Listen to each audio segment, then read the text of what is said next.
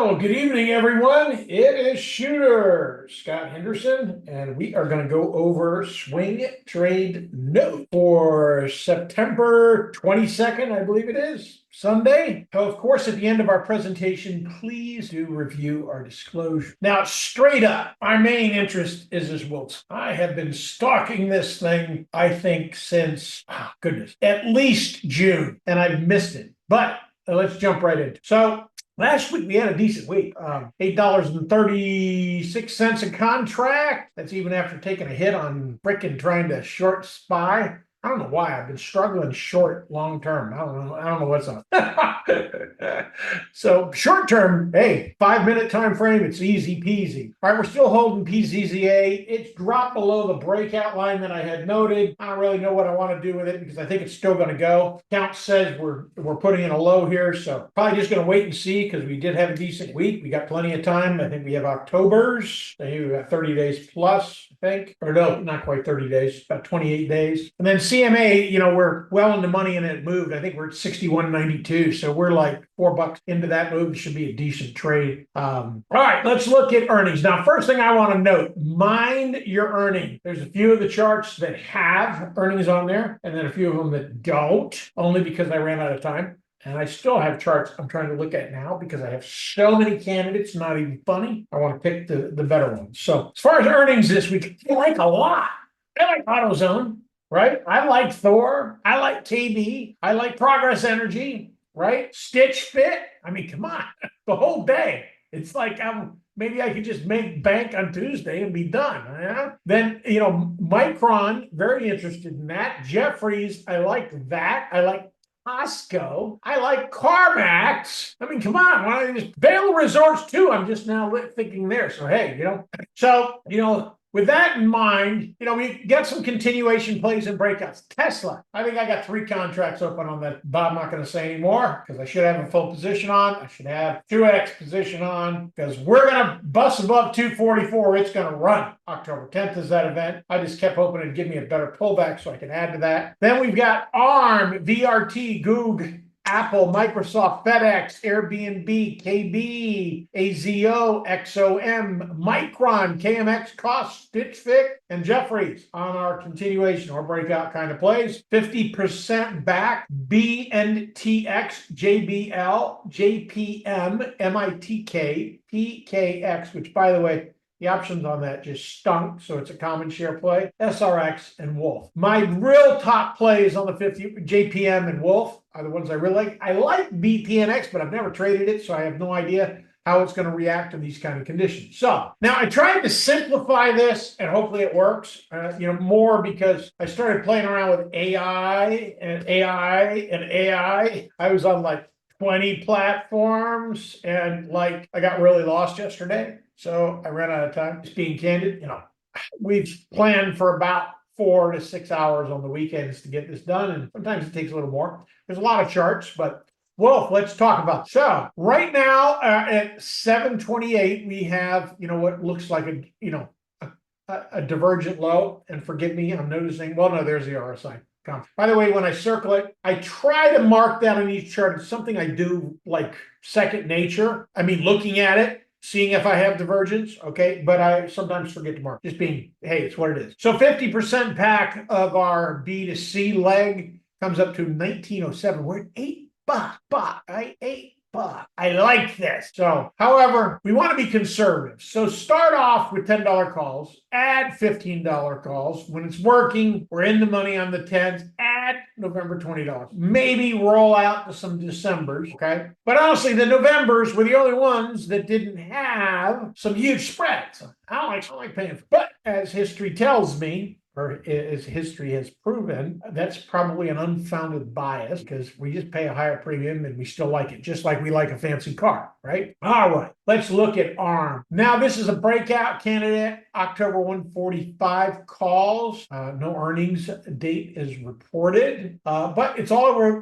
There's a lot of people that have flagged this, especially this look. We're holding that little zone. However, you can push out to November, but they're a little expensive. I didn't want to go there. All right. So that's my thought there. Now, this is BioNTech.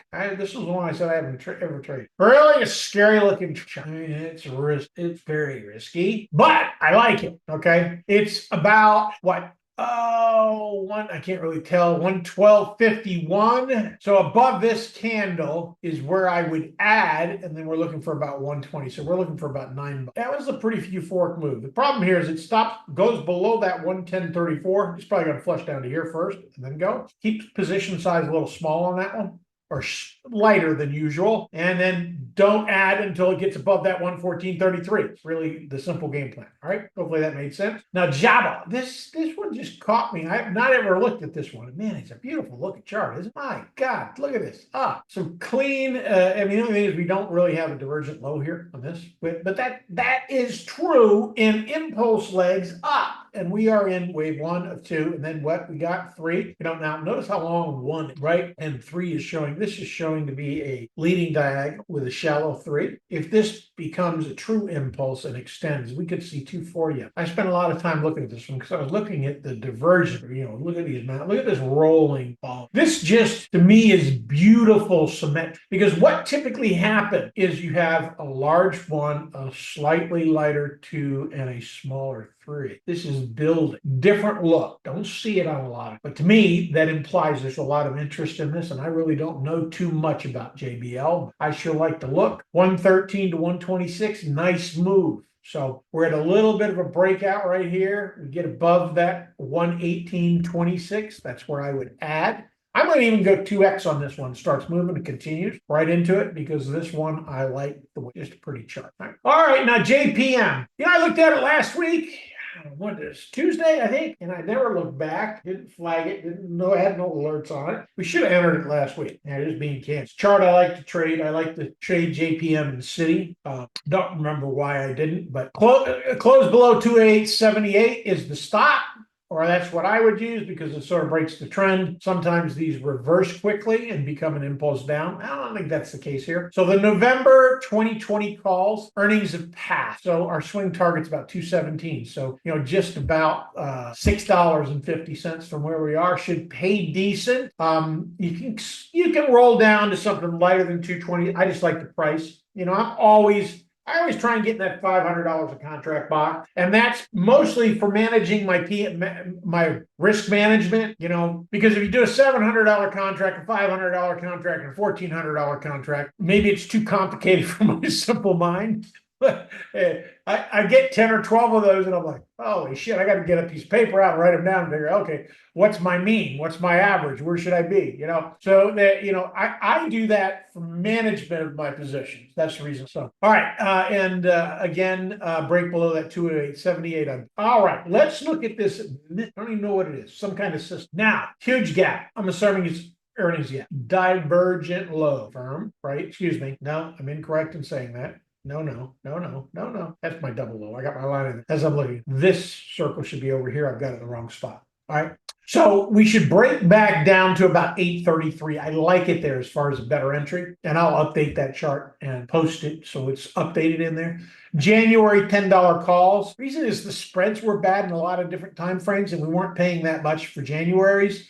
And I'd really like to ride this up, you know, further if it decides to push towards that 618 to 11, especially with the premium, with how it was really pretty cheap. So getting to, you know, it's like a 7-to-1 ratio for $500 a contract. I think it was like $70 or something a contract. So looks good to me. All right, this Costco Holdings PKX. This was the common shares play. Look at this impulse coming. This thing could go from $69 to $1.50, and it's done nothing wrong. This is primary wave 1, primary wave 2. I like it for a swing up to this 1, you know, so 77. So I'm thinking even pushes towards 82. But I really don't like anything. You could sell some cash secured puts if you get filled, but a lot of them were thin, so it didn't excite me for that. However, there are some people who just like common shares, period. So, hey, this is a candidate for that. Nice looking chart, nice divergence down here on the low. Now, Vertiv holdings, ready for a breakout here, like the way we've been back testing it with the green candles closing on the top side of the candles. Nice volume. I mean, good solid volume here, building. Nice green block like we had here before we went into this. So, this could very well be the next leg up to $1.40, 78.6. So November 105 calls, earnings has passed, so we don't need to worry about this one. Stop, I'd close if it breaks below this window. Okay, folks, that's what I've got. Great trading. Until next time.